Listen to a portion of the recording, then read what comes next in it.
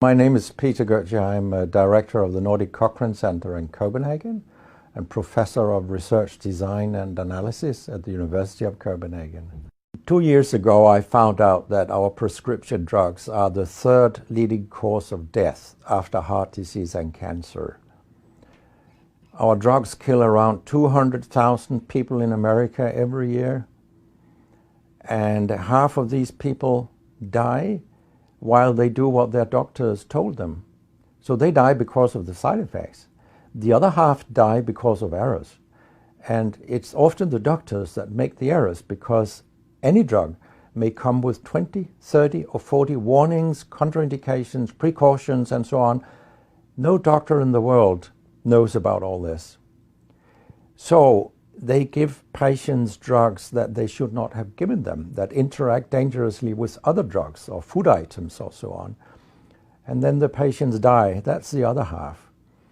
So the other thing I found out 2 years ago was that much of what the drug industry does fulfills the criteria for organized crime in US law.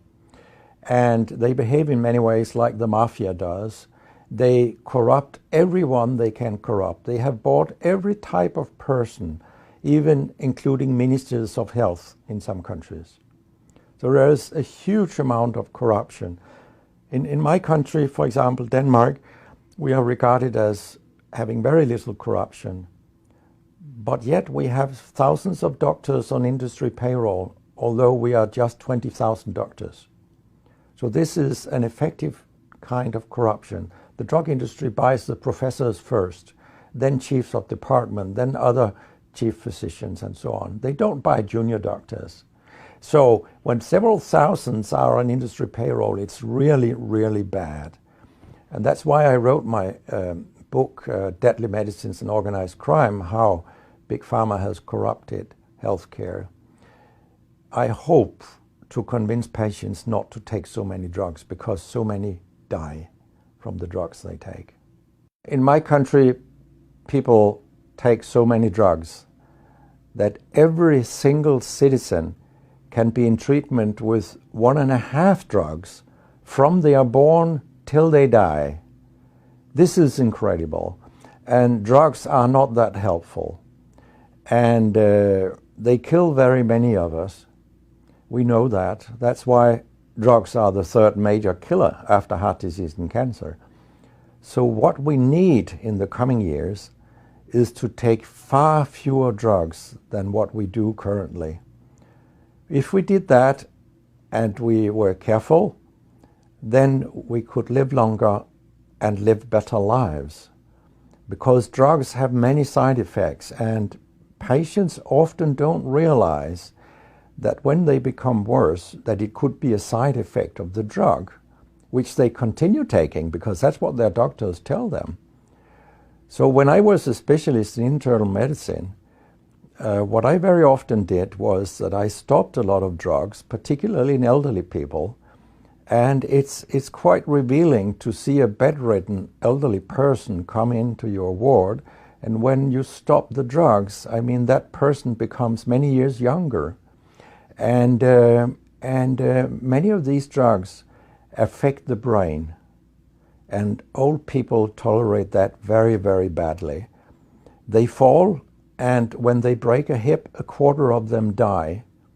And for example, antidepressant drugs are used in more than 10% of our elderly. And they seem to kill 3% of them every year. I mean, if 100 old people take an antidepressant for 1 year, 3% of them will die because they fall and break their hip. This is a huge death rate. So a lot of other drugs than antidepressants also make people fall and kill them. And they may affect your cognition, your memory, and all these things. And then they interact in ways that we know almost nothing about.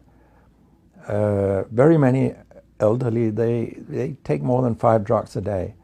And we actually don't know how these drugs interact with each other.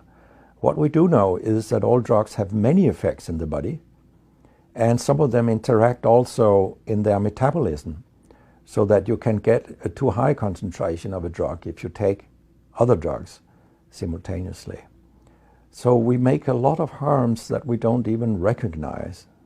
I have a pretty colorful collection of things people have called me during all these years.